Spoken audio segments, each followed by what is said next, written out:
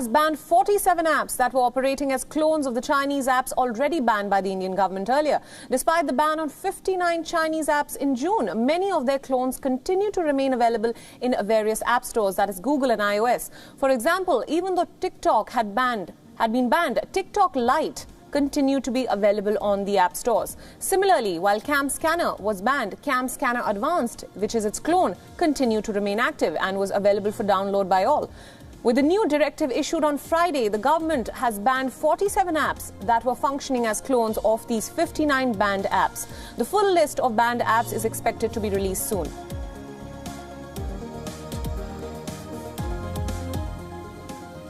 Now, for more updates on this story, WION's principal diplomatic correspondent Siddhant Sibal is joining us live. Siddhant, a very good afternoon to you. Now, this is yet another bold move by the Indian government to ban 47 more apps over privacy violations. And we are also hearing that some 250 more are on the government's radar, including PUBG and AliExpress, which are hugely popular. So why this move now?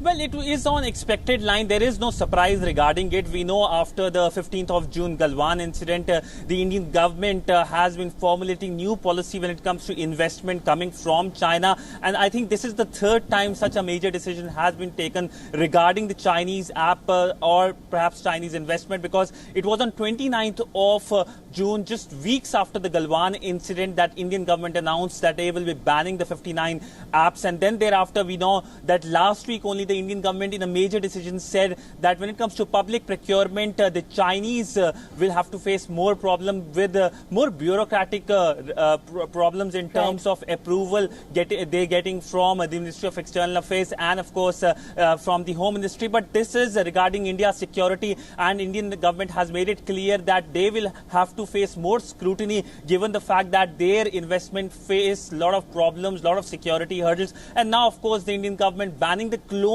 of these apps which are initially banned. These includes TikTok Lite, these includes Cam Scan. So by and large, on expected line, nothing surprised. This is part of a larger policy, and we do expect more such announcements in coming days and months. Right. Now, this also comes at a time when both sides, that is India and China, say that they are committed to de-escalate the tensions at the border. So can we expect a retaliation from China with respect to business interests, since China's business interests in India have been hit, and India is a huge market for Chinese tech companies after all?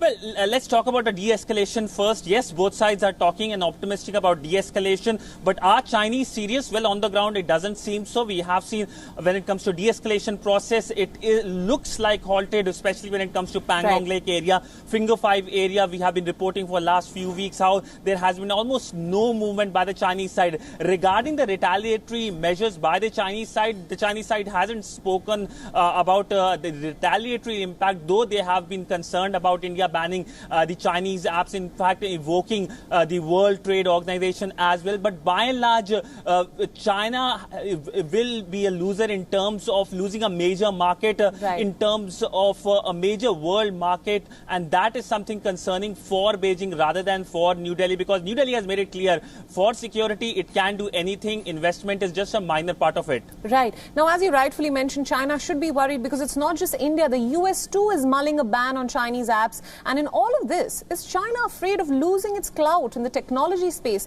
which is, of course, a huge source of revenue for China? Well, this is a new China under Xi Jinping, who perhaps doesn't care about global opinion and continues to be aggressive. But in long term, China will be facing problems because it seems that it is a concert of democracies, just not India, Australia, Japan, US, the Quad coming together, solidifying. So it is much more problematic for China, whose allies are North Korea and Pakistan, which of course is something that the world doesn't take very kindly. But by and large, we know the world is shifting towards China versus the rest. It will be difficult for China. And of course, India has started a trend of banning the Chinese app. India, of course, was the first country to ban Chinese app, and now other countries are mulling on that as well.